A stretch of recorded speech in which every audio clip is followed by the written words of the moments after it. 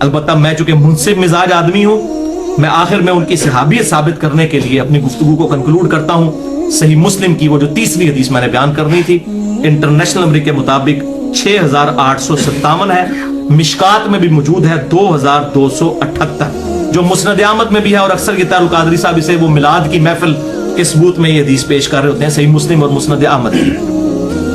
ابو سعید خدری رضی اللہ تعالیٰ عنہ کہتے ہیں کہ ایک دن حضرت معاویہ بن ابی سفیان رضی اللہ تعالیٰ عنہ مسجد میں تشریف لائے تو کچھ صحابہ کرام، کچھ تابعین بیٹھے ہوئے آپس میں گفتگو کر رہے تھے، تو حضرت معاویہ ان کے قریب آئے اور کہا کہ یہاں تم کس لیے بیٹھے ہو؟ انہوں نے کہا ہم اللہ کا ذکر کرنے بیٹھے ہیں، اللہ رسول کی باتیں کر رہے ہیں۔ تو حضرت معاویہ نے کہا کہ اللہ کی قسم اٹھا کر کہو کہ تم اسی کام کے لیے بیٹھے ہو۔ انہوں نے کہا کہ اللہ کی قسم ہم صرف اللہ تبارک و تعالیٰ کے ذکر کے لیے یہاں پر بیٹھے ہیں۔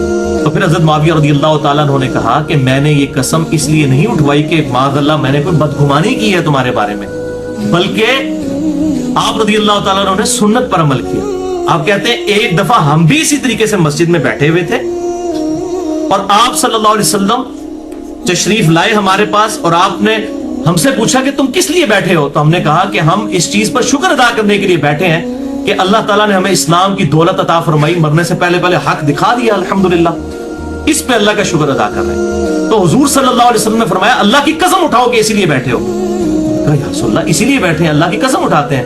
تو پھر آپ صلی اللہ علیہ وسلم نے بھی فرمایا کہ میں نے کوئی بدگمانی کی وجہ سے قسم نہیں اٹھوائی، بلکہ ابھی ابھی جبرائیل علیہ السلام میرے پاس آئے تھے اور انہوں نے فرمایا کہ آپ کے ان اصحاب کی وجہ سے اللہ تعالیٰ فرشتوں کے سامنے بھی فخر فرما رہا ہے۔ فرشتوں نے کہا تھا نا کہ یہ بندے تو قتل و غارت کریں گے، تو انہیں کس لیے پیدا کیا؟ یہ بھی تو بندے ہیں جنہوں نے نبی کی دعوت قبول کر لی۔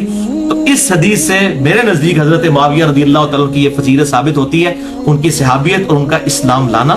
تو یہ دو ایکسٹریمز ہیں، ایک طرف روافظ کی ایکسٹریم ہے جو ان کو منافق یا نعوذ باللہ کافر کہتے ہیں، دوسری طرف سنیوں میں گھسے ہوئے ناصبیوں کی ایکسٹریم ہے کہ جو وہ ہر جھوٹی فضیلت ثابت کر کے ان کو حضرت علی سے اوپر کرنے کی کوشش کرتے ہیں، ان کو یزید کو حضرت حسین سے اوپر کرنے کی کوشش کرتے ہیں، بالکل جعلی چیز طریقوں سے۔ جو صحیح چیز ہے وہ میں نے آپ کو بتا دی ہے۔